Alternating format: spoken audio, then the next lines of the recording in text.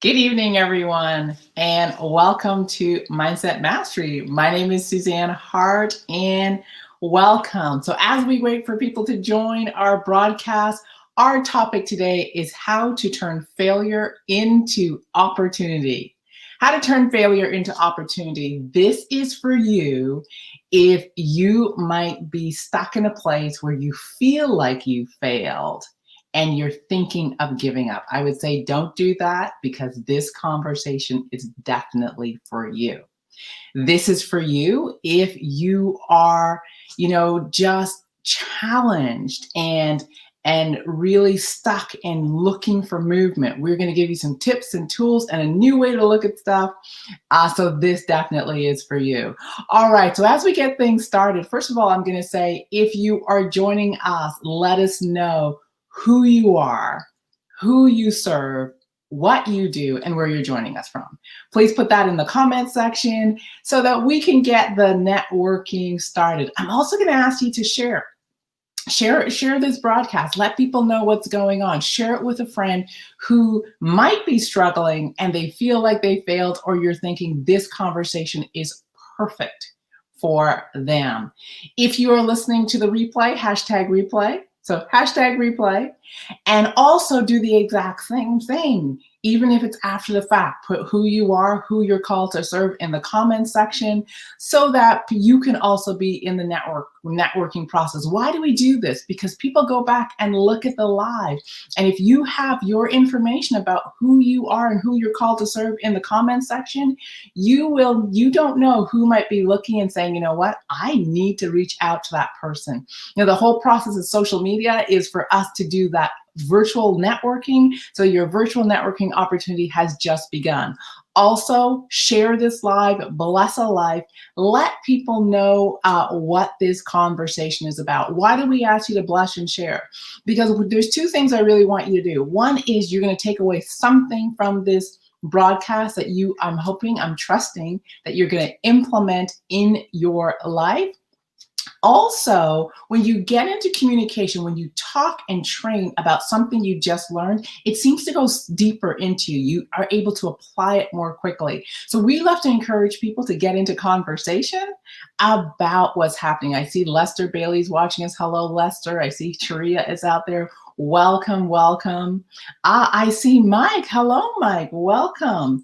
All right. So as people begin to jump on, let me tell you a little bit about Mindset Mastery, right? So as you know, my name is Suzanne Hart. I'm welcoming you to Mindset Mastery. We are here every Thursday, 7 p.m. Eastern Standard Time.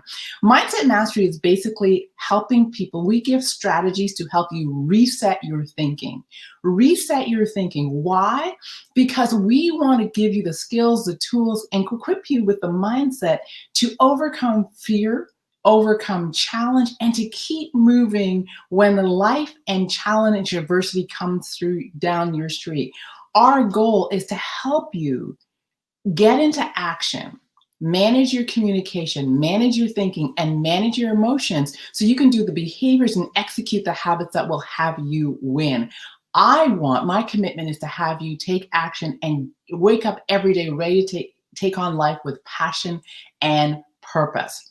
So let's get this broadcast started. Let's get this topic going. So as I said, how to turn failure into opportunity. This is for you totally if you are stuck and wanting to get moving. So, one of the things about failure, it really lives in our definition, right? How we define failure. Now, if anyone knows me, if you know me, you will know that I am a recovering perfectionist. So if there's any recovering perfectionists out there, just put recovery in the comment section, because that is exactly who I was. I was a recovering perfectionist. And it would be to the point that if I was to engage in a presentation, if I was at an event, if I was sitting in the audience, my need to be perfect was so pronounced that I would actually rehearse what I had to say before I actually put my hand up and said something, because I was totally, absolutely afraid to fail. Now, imagine I had a desire to speak, and in order to take the stage, I had this need to be perfect. And why? Because I had failed. Once upon a time, when I was attempting to speak, I had a moment where things didn't go well. Actually, the reality is I had a number of moments, right? And the thing was, I held it as failure. So what do I mean by failure? I held it as I wasn't any good. I held it as I can't do this. I held it as I sucked. I held it as I couldn't speak. I held it as I was afraid of crowds. I held it as I wasn't smart enough. And I had all these conversations running in the background that equated to me failing. And what I mean by failing was I stopped. I never took the stage. I never tried to speak. I never raised my hand in class. I never took on opportunities to present. I just stopped. And so really, when I'm talking about failure, I'm talking about when you shut it down, you close the doors, and you decide, never ever again am I going to do this. Right? That is really what failure is. So we're going to talk about how do you turn failure into opportunity. Well, first of all, failure is opportunity the moment you decide not to give up, the moment you decide not to stop. Not to stop. The moment you say, I'm going to persist, I'm going to keep moving, I'm going to figure it out. Because in that moment, what failure becomes is an opportunity for you to learn, grow, expand, and become more, right?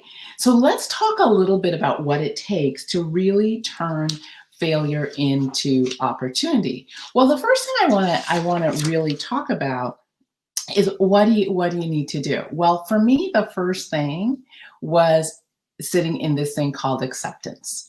And I had a great guest, Kawan Glover. He just launched his book called Favor. So if you haven't had a chance to check it out, it is a story of a young man who comes back after a stroke and a number of brain surgeries, and how that trauma in his life set him back. And the thing he said that changed his life as life came tumbling down and he got to where he thought was the bottom was really accepting where he was. So let's talk about what acceptance means. To live in acceptance is to not give up. Oftentimes when I say to people, you got to accept, you got to sit in acceptance, they think I mean you've got to give up. No, I don't mean you've got to give up. It's not to surrender. It is not to throw your hands up and say, I'm done. That is not what it is. Acceptance is the act of examining the data and looking at things for what it is, right? So when I go back to my speaking, what I really had to accept was that I was hiding behind this thing called shy. I pretended to be shy while having a burning desire to speak and be fully self-expressed. I had had an incident when I was young that devastated me and had me lose my voice. And what I had to accept was I was afraid, right? I can tell you many times in my life where I had to accept the data, right? That's all acceptance is. Another time I had to accept the data was when I was financially upside down. And every time I'd go into my bank account, I'd have all these emotions. I would shut it down and I wouldn't look, and things got progressively worse. What I had to accept truly was that there was not enough money in my bank account, and there was truly more days in the month than I had money, period. That's what I had to accept. I remember another situation where my health wasn't where I wanted it to be, right? And truly what it was I really wasn't taking care of myself. It was my lifestyle. What I had to accept was the way I was living life, the number of stressors in my life was wreaking havoc on my well-being. So to accept is to actually just look at what is. I call it is what it is, and accept it. Now, how do you do that? Now, the reason most people don't sit in acceptance is when they look at the data, they become meaning-making machines. They put all this meaning to it. They add all this extra. So when I used to look at my bank account and it was not where I wanted it to be, I became filled with shame. I began to blame. I had all sorts of judgments about me and other people. I had all these conversations about how I should be making money, what's wrong with me, all these things. And I had this whole dialogue that would put me in an emotional turmoil, and I would shut it down because the emotions were what was really running me. So I didn't want to accept it, right? So I wouldn't look. When I looked at speaking and I thought of speaking, the first thing that came up was fear, came up anxiety, and then I would go back to my past and I would relive that experience and I'd say, I can't do this, right? And so it wasn't really the data that was bothering me. It was all the conversations and the emotions that I brought to the table. So one of the things I had to do was I had to accept the data. But in order to do that, I had to give up shame. I had to give up blame. I had to give up judgment. I had to give up beliefs that I had. I had to remember that the experience that occurred happened in the past and it wasn't occurring right now. I had to just be willing to give that up. Now, I will say to you, that can be really challenging. So how many of you, when something happens, you sit in judgment, shame, blame, guilt, anxiety, conversations about yourself, you make it mean all these things about yourself, and it just stops you and shuts you down. And then you go running in the other direction. You say, I'm not doing this again. And it's not that you can't do it. It's all the emotions that come with the conversation that you're having with yourself about yourself is actually standing in the way, right? And I see Tria going, oh my God, yes, right? I add so much extra stuff. We all do it. It is our human self. Our mind likes to put meaning to stuff. We need answers for stuff. So when something doesn't go our way, it is just natural for us to put meaning because we need to justify it. And they say that there's those people who justify and make excuses and do all those things, right? Because it feels good to give a meaning to it. But this is the thing, and I really want you guys to get this. When you choose to give up shame, judgment, guilt, all the extra meaning, the blaming of others, the blaming of yourself, the living in the past and reliving the past, when you choose to give that up, it actually has you stop. Now, this is what happened for me. When I chose to give that up, for the first time ever, in all the situations, I was really able to look at what was really going on. So with my speaking, I realized I was just hiding out behind shy. I wasn't really shy, but I was afraid. And I accepted that I was just afraid.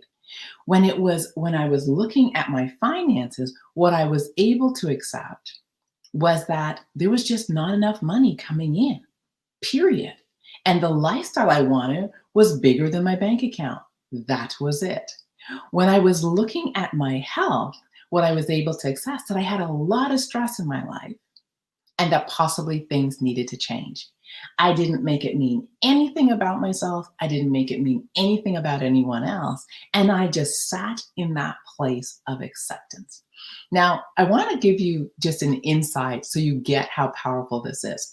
When you take away all the meaning, when you take away the emotions that come with that meaning, it's almost like you create this blank canvas for yourself.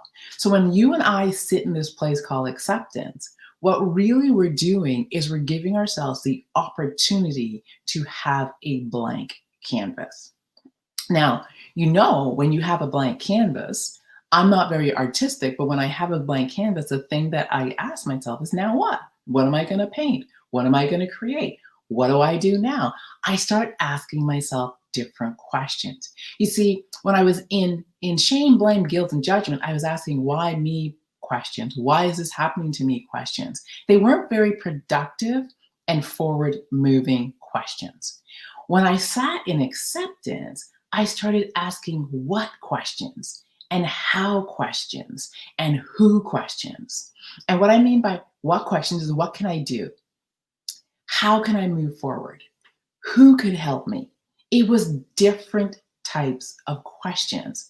So when in this blank canvas, I started looking at things from a different perspective. Now, remember when I said how you turn failure into opportunity? Is you sit in acceptance and you shift the conversations that you're asking yourself. There's an author by the name of Bill Mares, and he talks about the magic of asking great questions, the right questions, right? I think that's the title of his book, The Magic of Asking Great Questions. And he says the minute you start asking yourself great questions, your mind goes to work on answering those questions. It's a beautiful thing. And in that moment, you begin the process of changing failure and making it into opportunity. So that was the beginning for me. And so in all areas of my life, I started asking great questions. What can I do? Who can I help me? Where can I go? How do I do this? How do I do that? And what began to happen was I began to develop this thing called a plan, a new strategy.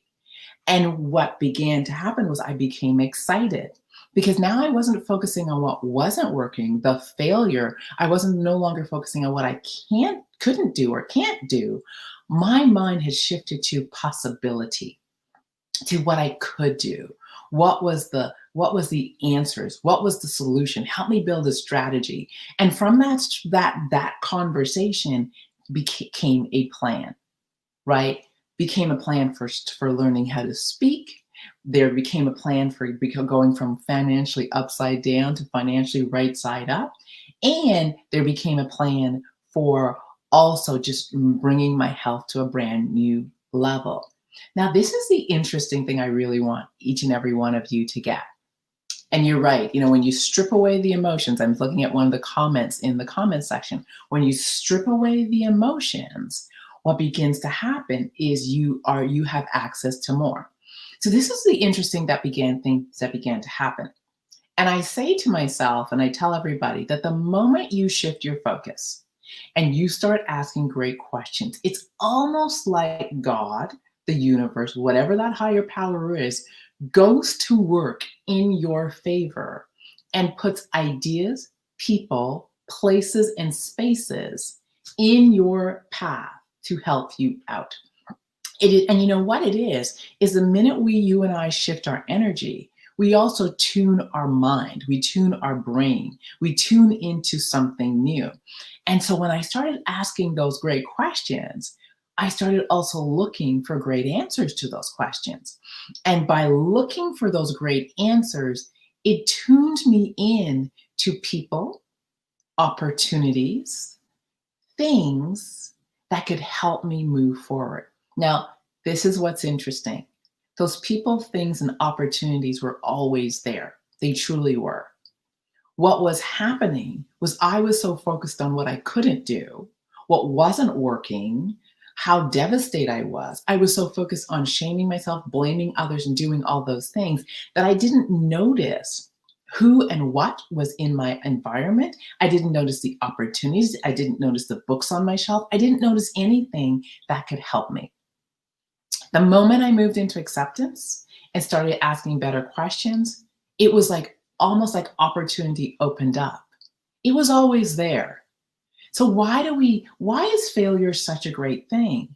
Because you see, failure is just a stepping stone on your journey to success. Because my first step in anything, your first step in anything it's rarely ever the right step or the perfect step. There's really nothing as a perfect step. But the step that you take, it informs your next step for two reasons. One is either it goes the way you expected, and you celebrate and then you take your next step, or it doesn't go the way you expected. And if you don't bail on yourself, you pick yourself up. And while you pick yourself up, you ask a great question, you learn a lesson, you course correct, and you keep it moving. It is truly that simple. So I tell people my first step informs my next step. And that while I'm standing still, no step is ever revealed. So this is why failure is beautiful. Because failure, it comes from action. And action creates a level of momentum. But action creates data, it creates information, it creates stuff that's able to move you forward. So I hear people all the time saying, well, Suzanne, I'm not going to do anything right now because I'm waiting to get my mind right. I'm waiting I'm reading this book and I'm looking for new information. I'm studying. I am doing all these things. And really what they're doing is they're living in a theoretical world. What I say to you is to take the information, put it into action, and expect to fail. Expect to make a mistake. Expect for it not to go perfect. But this is the piece. Celebrate that. And then go, what am I supposed to learn right now? And watch failure create opportunity for you.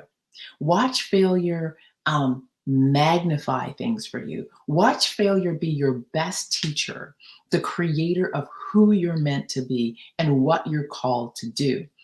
Because this is what I know. Within you and within me, there's unlimited brilliance. Like each of us actually does not know how magnificent and brilliant we are. It is only when we meet the edge of who we are. And what do I mean by the edge of who we are?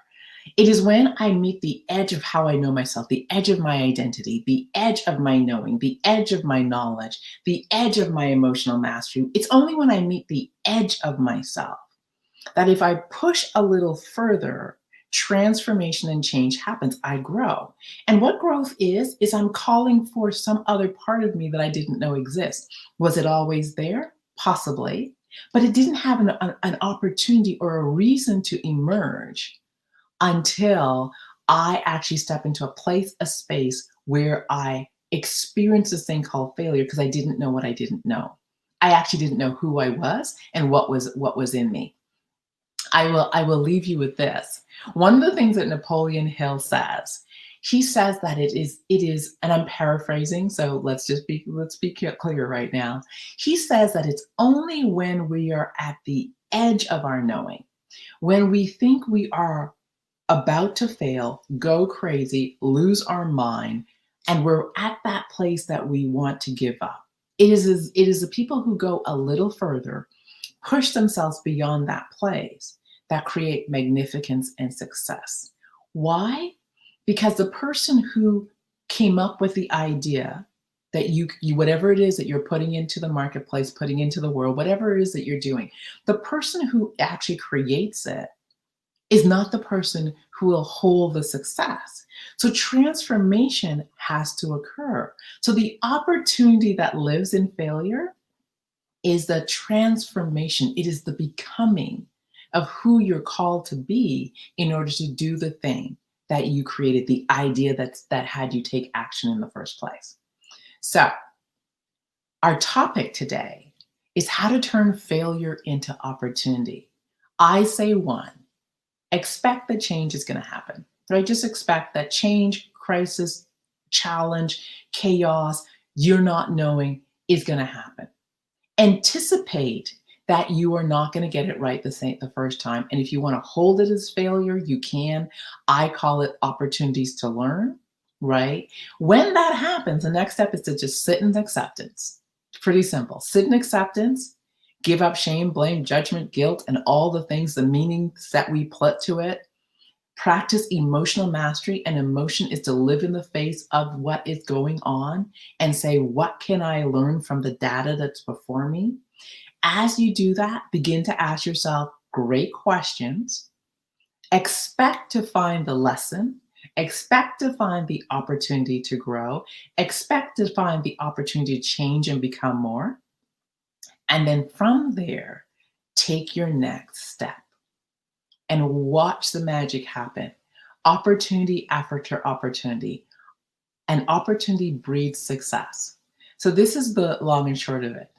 If you're up to big things, fail fast, fail often, right? Fail fast, fail often. Pick up the lesson, keep it moving, one step at a time. My name is Suzanne Hart. This has been Mindset Mastery. I will be back here next week, Thursday. We are here every Thursday, 7 p.m. Eastern Standard Time. Now, whatever platform you're listening to me on, if you're on Facebook, I'd love to see your comments. I'll go check them out. If you are listening on YouTube, make sure and like and subscribe to our page. And this is the piece, right? Magic happens all the time, but you and I have to have the presence of mind to seize the moment. So next time you fail, Don't make it mean anything about yourself. Consider it an opportunity for you to seize the moment, to learn the lesson that you are meant to learn, so you can become the person that brings your big idea to the marketplace. Why? Because I know you're brilliant, I know you're special, and I definitely know the world is waiting for your unique gift. Unique gift. My name is Suzanne Hart. This was Mindset Mastery. I will see you back here next week, Thursday, 7 p.m. Eastern Standard Time.